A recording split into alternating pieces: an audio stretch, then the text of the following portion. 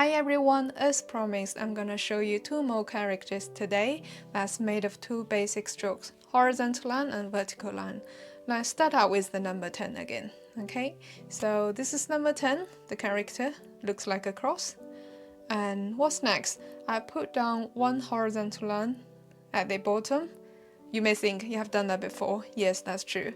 However, this time, this one horizontal line is shorter than this one. What I did before is longer than that one.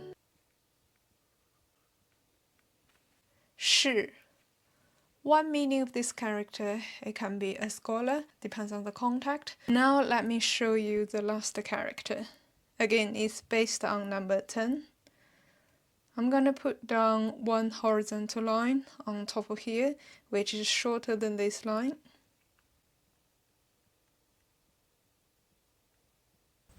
干 and that's a different character, which means to do something. Okay, so I do hope you enjoy this lesson of learning these two basic strokes. Now you see how interesting it can be.